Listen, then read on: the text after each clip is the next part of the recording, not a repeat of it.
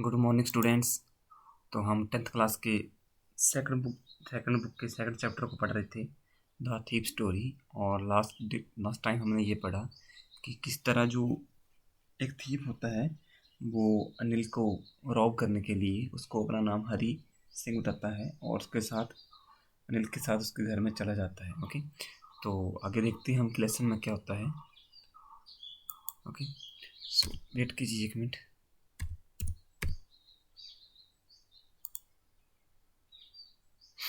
तो यहाँ से पढ़ रहे थे हम। Later he patted on the head and said never mind, he had teach me to cook, he also taught me to write my name and said he would soon teach me how to write whole sentences and add to numbers. Okay, so तो next जो narrator तो वो क्या कहता है, जो thief होता है वही अपनी स्टोरी सुनाता है यहाँ पे। तो आगे बढ़ने से पहले एक बार हम जो टफ वर्ड उनके चेक कर लेते हैं।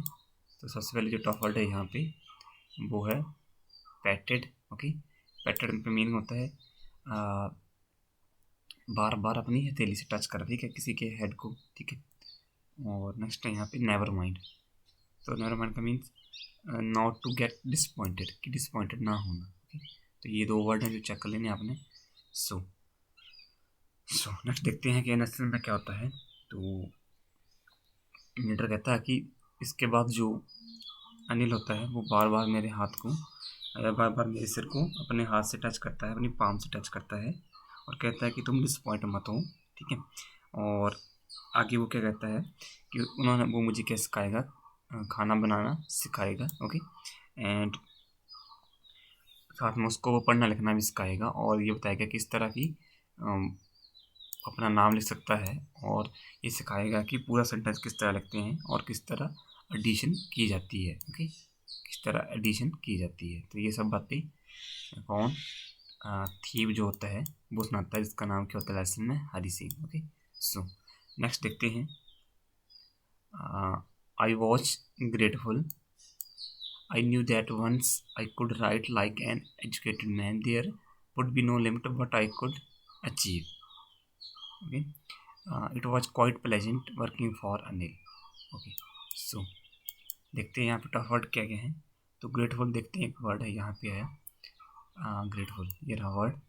तो इसका मीनिंग होता है थैंकफुल। ओके, किसी को थैंक करना, थैंकफुल। ओके, सो तो नेक्स्ट जो थीप होता है वो कहता है कि वो हमेशा अनिल का थैंकफुल रहेगा, क्योंकि वो जानता था कि जब अगर वो पढ़ना लिखना सीख गया, अगर वो चोर हरि सिंह पढ़ना लिखना सीख गया तो वो अपनी लाइफ में कुछ भी अचीव कर सकता है। ओके, नेक्स्ट है सो इसलिए वो अनिल के लिए काम करके काफ़ी ज़्यादा खुश था। Okay okay, I made the tea in the morning and then would take my time buying the day's supplies, usually making a profit of about ₹1 a day. I think he knew I made a little money this way, but he did not seem to mind. So तो देखते हैं आगे जो word क्या है यहाँ पे। सबसे पहले एक वर्ड आया यहाँ पे डे सप्लाइज। ओके, तो डे सप्लाइज का मीनिंग क्या होता है वो आपको बता देता हूँ। डे सप्लाई का मीनिंग है things needed for the day, ऐसी चीज़ें जिनको, ऐसी वस्तुएं जिनकी हमें पर डे जरूरत हो, उनको हम क्या बोलेंगे, डे सप्लाईज। ओके, और डोंट माइंड का कोई ऑब्जेक्ट ना करे। ओके, सो आगे बढ़ते हैं। तो नेक्स्ट लेटर क्या कहता है कि वो सुबह उठ के क्या करता था, वो सुबह उठ के वो टी बनाता था एवरी मॉर्निंग और देन वो बाजार जाता था, इसलिए जो डेली यूज की वस्तुएं होती हैं या डेली सप्लाईज की वस्तुएं होती हैं उनको लेने के लिए। ओके, और आगे वो कहता है कि जब भी वो कोई वस्तु खरीदता था तो वो क्या करता था, एक एक रुपये उस चीज़ से बचाता था। Okay, Anil knew about it, Anil इस बारे में जानता था कि जब मैं कोई चीज़ खरीदता था तो मैं क्या था, एक एक रुपया उसमें से बचाता था। What he did not appear to object, परंतु उसने किसी तरह का कोई माइंड नहीं किया या कोई ऑब्जेक्शन नहीं किया। ओके, सो नेक्स्ट पैसेज पे हम बढ़ते हैं और देखते हैं कि नेक्स्ट पैसेज पे स्टोरी किस तरह बढ़ती है। Okay, okay. Anil made money by fits and starts, एक प्रोवर्ब है, इसका मीनिंग आपको बता देता हूँ मैं अभी। Okay, he would borrow borrow one week lend the next. Okay, so fits fits and start का मीनिंग होता है नॉट रेगुलरली, ऐसा काम जो रेगुलरली बेसिस पे ना हो, कि नॉट रेगुलरली। ओके, सो देखते हैं यहाँ पे। तो नेक्स्ट जो थीप होता है वो क्या स्टोरी सुनाता है कि जो अनिल था वो पैसे हमेशा नहीं कमाता था, मीन्स वो इरेगुलर पैसे कमाता था, कभी उसने कमा लिए कभी नहीं कमा लिए। ओके, और तो नेक्स्ट बताता है कि एक वीक वो क्या करता था, किसी से पैसे उधार ले लेता था और दूसरे वीक वो पैसे वो लौटा देता था। Okay, he kept worrying about his next cheque, और वो नेक्स्ट लेटर कहता है कि वो तब तक क्या करता था, उधार लेता रहता जब तक कि वो नेक्स्ट चेक ना दे सके। Okay, but as soon as he arrived he would go to out and celebrate, it seems he rode for magazines a queer way to make a living. Okay, so तो next letter बताता है कि जो संभवतः ऐसा भी हो सकता है कि ये जो अनिल था ये अपनी जीविका कमाने के लिए या अपनी रोजी रोटी कमाने के लिए क्या करता था, जो मैगजीन थी उसमें लिखा करता था। ओके, और ये पैसे कमाने का अलग ही तरीका था according to Hari Singh. Okay, Hari Singh के अनुसार ऐसे लिख कर पैसा कमाना कोई एक अलग ही तरीका है, स्ट्रेंज ही वे है। ओके, सो नेक्स्ट देखते हैं हम।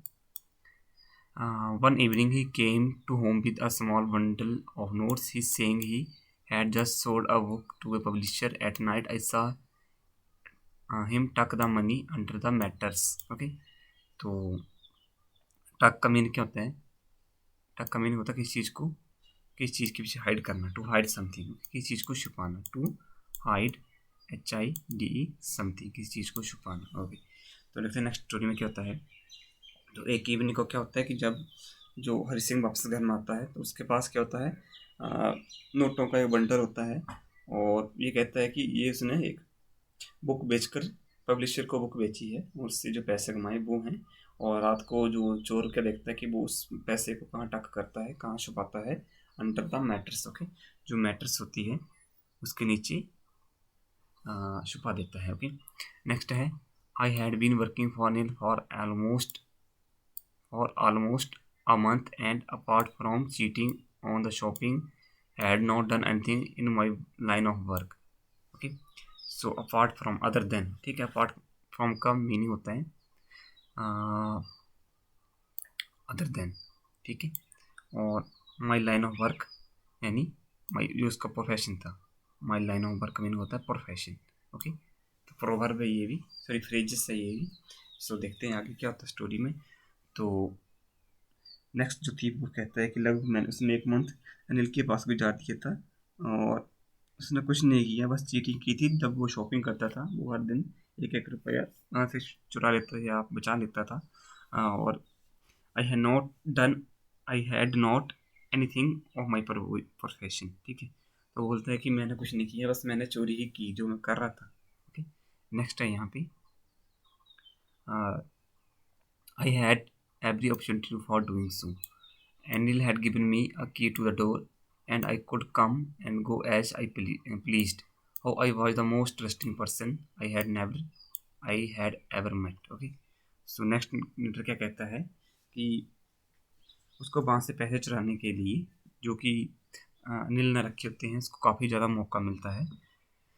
ओके, क्योंकि आगे सुनाता है कि नील ने उसके क्या किया, उस रूम की चाबी दी जहाँ जिस रूम में उसने वो पैसे या नोट के बंडल वो छुपाए हुए थे।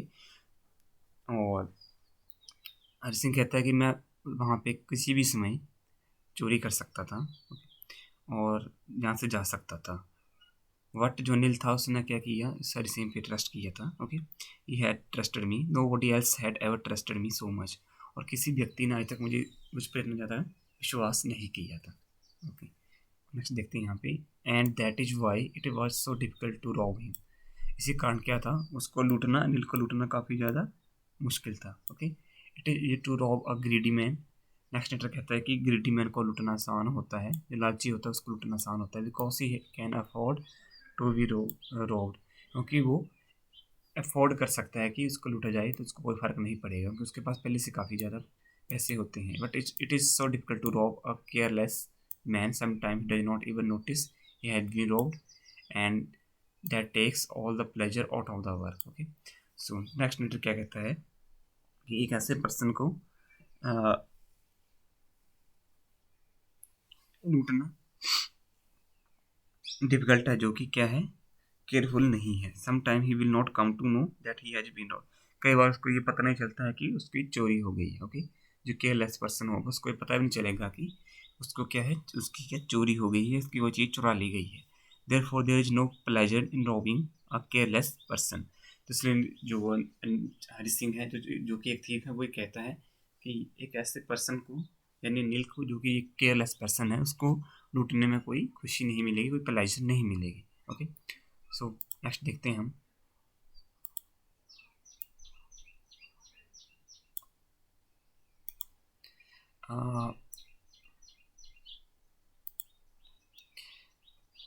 Well, it is time I did some real work. I told myself I am out of practice, and if I don't take the money, he will only waste it on his friends. After all, he doesn't even pay me. Okay, so next है, तो अब चोर वक्त होता है कि अब मेरा वक्त है कि मैं कुछ यहाँ पे कोई काम करूँ। ठीक है, जो चोर है वो सोचता है कि अब उसका टाइम है कि वो यहाँ पे कोई काम करे। ओके, सो नेक्स्ट वो ही सोचता है, अपने आप में ही सोचता है वो चोर, यानी हरि सिंह, कि I am out of practice, कि मैंने अब शायद लगभग चोरी मुझसे छूट गई है, मैं चोरी नहीं कर पा रहा हूँ लास्ट 1 मंथ से। And if I don't take the money, और नेक्स्ट वो क्या कहता है कि अगर मैं अनिल को नहीं लूटता हूँ, he will only waste it. Okay, तो वो क्या करेगा, इस पैसे को अपने फ्रेंड्स के ऊपर वेस्ट कर देगा। Okay, after all he doesn't even पे मी, और नेक्स्ट कहता है कि अभी तक उसने मुझे सैलरी भी नहीं दी है। तो बाकी का लेसन हम नेक्स्ट टाइम देखेंगे, और देखेंगे कि आगे स्टोरी लेसन में क्या हो रही है। ओके, थोड़ा सा हम अभी और पढ़ लेते हैं, टाइम है अभी। ओके, ये रहा lesson. Anil was asleep. Okay, a beam of moonlight steeped over the balcony and fell on the bed. I sat up on the floor, considering the situation. Okay, if I took the money, I could catch the express to Lucknow, sleeping out the blanket. Okay, and crept into the bed. तो यहाँ तक देखते हैं पहले कि यहाँ पे क्या जो टफ वर्ड है और जो एक्सप्लेनेशन है वो क्या है। ओके, स्लीप का मीनिंग होता है स्लीपी। ठीक है, स्लीपी होता है इसका मीनिंग, यानी सोया हुआ। और भी एक वर्ड आया यहाँ पे बीम, अब चेक कर सकते हैं अपनी नोटबुक में भी।